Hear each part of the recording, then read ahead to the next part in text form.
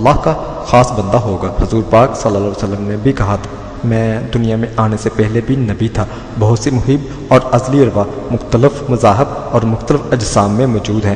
آخری زمانے میں اللہ تعالیٰ کسی ایک روح کو دنیا میں بھیجے گا جو ان روحوں کو تلاش کر کے اکٹھا کرے گا اور انہیں یاد دلائے گا کہ کبھی تم نے بھی اللہ سے محبت کری تھی۔ ایسے تمام روحیں خواہ کسی بھی مذہب یا بے مذہب اجسام میں تھیں، اس کی آواز پر لبیک کہیں گی اور اس کے گرد اکٹھی ہو جائیں گی۔ وہ رب کا ایک خاص نام ان روحوں کو عطا کرے گا جو قلب سے ہوتا ہوا ارواح تک جا پہنچے گا، اور پھر روح اس نام کی ذاکر بن جائے گی۔ وہ نام روح کو ایک نیا بلبلہ، نئی طاقت اور نئی محبت بخشے گا۔ اس کے نور سے روح کا تعلق دوبارہ اللہ سے جڑ جائے گا۔ ذکر قلب ذکر روح کا وسیلہ ہے، جیسا کہ بندگی یعنی نماز روزہ ذکر قلب کا وسیلہ ہے۔ اگر کسی کی روح اللہ کے ذکر میں لگ گئی تو وہ ان لوگوں سے ہے جنہیں ترازو یوم محشر کا بھی خوف نہیں۔ روح کے آگے کے ذکر اور عبادت اس کے بلند مراتب کے شواہد ہے۔ جن لوگوں کی منزل قلب سے روح کی طرف رواں دواں ہے وہی دین الہی میں پہنچ چکے یا پہنچنے والے ہیں۔ ان کو کتابوں سے نہیں بلکہ نور سے ہدایت ہے، اور نور سے ہی باز گناہ ہو جاتے ہیں، اور جو سن کر یا محنت سے بھی اس مقام سے محروم ہیں وہ اس سلسلے میں شامل نہیں ہیں۔ اگر ذکر قلب و روح کے بغیر خود کو اس سلسلے میں متصور کیا، ان کی نقل کی، تو وہ زندیق ہیں، جبکہ عام لوگوں کی بخشش کا ذریعہ عبادات اور مذہب ہے، کا ذریعہ آسمانی کتب ہے، شفاعت کا ذریعہ نبوت اور ولایت ہے۔ بہت سے مسلم ولیوں کی شفاعت کو نہیں مانتے، لیکن حضور پاک صلی اللہ علیہ وسلم نے صحابہ کو تاکید کری تھی کہ عبیس کرنی سے امت کے لیے بخشش کی دعا کرانا۔ روحوں کا دین عشق الہی و دین الہی والوں کی پہچان، جس میں سب دریا ضم ہو جائیں وہ سمندر کہلاتا ہے، اور جس میں سب دین ضم ہو کر ایک ہو جائے وہی عشق الہی اور دین الہی ہے۔ جتنے چار مذہب آمیل دے سلطان صاحب۔ ابتدائی پہچان، جب قلب و روح کا ذکر جاری ہو جائے، چاہے عبادت سے ہو یا کسی کامل کی نظر سے ہو، دونوں حالتوں میں وہ ازلی ہے۔ گناہوں سے نفرت ہونا شروع ہو جائے، اگر گناہ سرزد بھی ہو جائے تو اس پر ملامت ہو اور اس سے بچنے کی ترکیبیں سوچے۔ مجھے وہ لوگ بھی پسند ہے جو گناہوں سے بچنے کی ترکیبیں سوچتے ہیں۔ فرمان الہی، دنیا کی محبت دل سے نکلنا اور اللہ کی محبت کا غلبہ شروع ہو جائے، حرص و حسد، بخل اور تکبر سے چھٹکارا محسوس ہو، زبان کسی کی غیبت سے باز آ جائے، عاجزی محسوس ہو، کنجوسی کی جگہ سخاوت اور جھوٹ چاہتا نظر آئے، حرام خواہشات نفسانی حلال میں تبدیل ہو جائے، حرام مال، حرام کھانے اور حرام کاموں سے نفرت ہو جائے۔ انتہائی پہچان، چرس، افیون، ہیروین، تمباکو اور شراب وغیرہ سے مکمل چھٹکارا ہو جائے، مقدس ہستیوں سے خواہ مراقبے یا مکاشفہ کے ذریعے ملاقاتی ہو جائے، نفس امارہ سے مطمئنہ بن جائے، لطیفہ انا، رب کے روبرو اللہ اور بندے کے درمیان سب حجابات اٹھ جائیں، باز گناہ عشق خدا، وصل خدا، بندہ سے بندہ نواز اور غریب سے غریب نواز بن جائے، کیونکہ اس سلسلے میں مختلف مذاہب سے آ کر خاص روحیں شامل ہوں گی جنہوں نے روز ازل میں رب کی گواہی میں کلمہ پڑھ لیا تھا۔ اس لیے کسی بھی مذہب کی قید نہیں ہوگی، ہر شخص اپنے مذہب کی عبادت کر سکے گا، لیکن قلبی ذکر سب کا ایک ہوگا، یعنی مختلف مذاہب کے باوجود دلوں سے سب ایک ہو جائیں گے۔ پھر جب دلوں میں اللہ آیا تو سب اللہ والے ہو جائیں گے۔ اس کے بعد رب کی مرضی ہے انہیں اپنے تئیں رکھے یا کسی بھی مذہب میں ہدایت کے لیے بھیج دے، یعنی کوئی مفید ہوگا، کوئی منفرد، کوئی سپاہی ہوگا اور کوئی سالار ہوگا۔ ان کی امداد اور ساتھ دینے والے گناہ گار بھی کسی نہ کسی مرتبے میں پہنچ جائیں گے۔ جو لوگ اس ٹولے میں شامل نہ ہو سکے ان میں سے اکثر شیطان دجال کے ساتھ مل جائیں گے، خواہ وہ مسلم ہوں یا غیر مسلم ہوں۔ آخر میں ان دونوں ٹولوں کی زبردست جنگ ہوگی۔ عیسیٰ مہدی کال کے اتار والے مل کر انہیں شکست دیں گے۔ بہت سے دجالیے قتل کر دیے جائیں گے، جو بچیں گے وہ خوف اور مجبوری کی وجہ سے خاموش رہیں گے۔ مہدی اور عیسیٰ کا لوگوں کے قلوب پر تسلط ہو جائے گا، پوری دنیا میں امن قائم ہو جائے گا، جدا جدا مذہب ختم ہو کر ایک ہی مذہب میں تبدیل ہو جائیں گے۔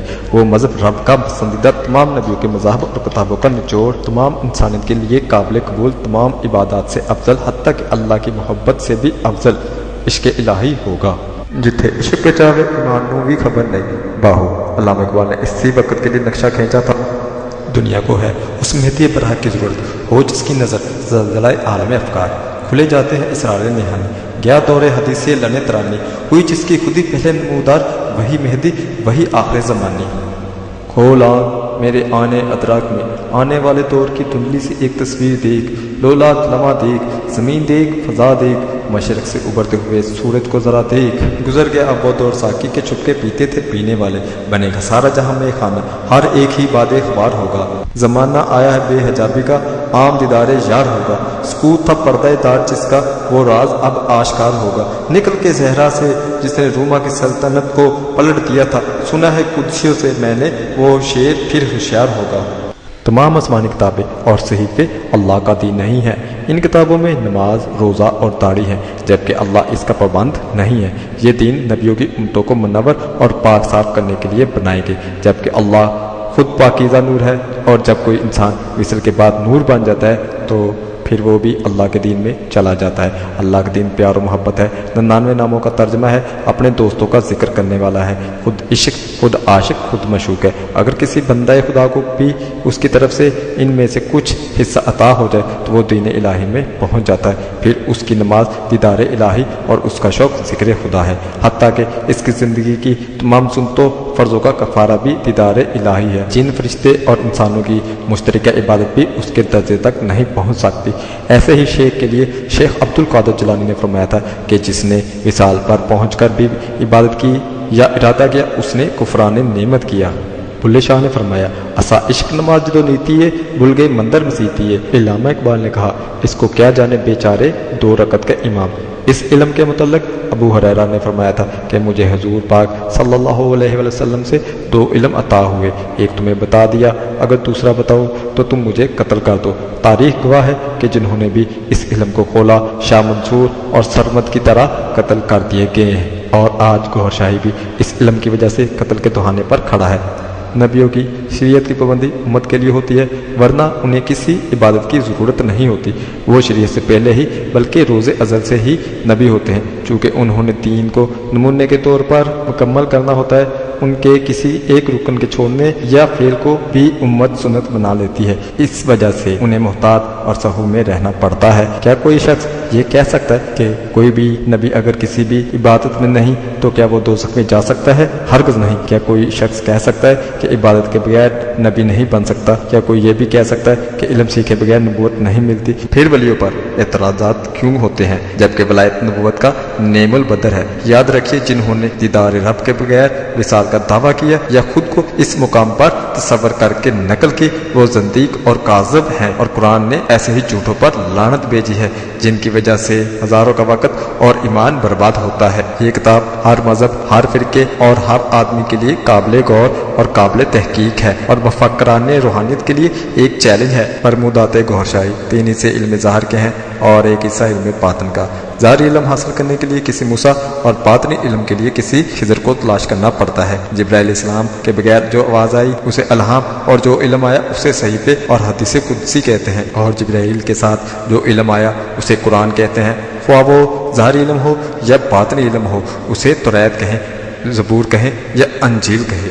علماء سے اگر کوئی غلطی ہو جائے تو اسے سیاست کہہ کر چھٹکارا حاصل کر لیتے ہیں، اولیاء سے کوئی غلطی ہو جائے اسے حکمت سمجھ کر نظر انداز کر دیتے ہیں، جبکہ نبیوں پر غلطی کا دفع نہیں لگتا۔ جو جس شغل میں ہے اندر سے ان کی متعلقہ روحیں طاقتور ہیں، اور جو کسی بھی شغل میں نہیں ہے ان کی روحیں خفتہ اور بے حس ہیں، اور جنہوں نے کسی بھی طریقے سے اللہ کا نام ان روحوں میں بسا لیا پھر ان کا شغل ہمہ وقت ذکر سلطان اور عشق خداوندی ہے۔ تب ہی علامہ اقبال نے کہا، اگر ہو عشق تو کفر بھی ہے مسلمانی۔ سچل سائی نے کہا، بن عشق دلبر کے سچل، کیا کفر ہے کیا اسلام ہے۔ سلطان باہو نے کہا، جتھے عشق پہچاوے ایمان نو بھی خبر نہ کائی۔ ایسے لوگ جب کسی مذہب میں ہوتے ہیں یا جاتے ہیں تو ان کی برکت سے اس خطے پر اللہ کی بران رحمت برسنا شروع ہو جاتی ہے۔ پھر وہ بابا فرید ہو تو ہندو سکھ بھی ان کی چوکھٹ پر، اگر بابا گرو نانک ہو تو مسلم عیسائی بھی ان کے در پر چلے آتے ہیں۔ امام مہدی تمام مذاہب کی تجدید کریں گے، جس طرح حضور پاک صلی اللہ علیہ وسلم کی ختم نبوت کے بعد مسلم میں مجدد آتے رہے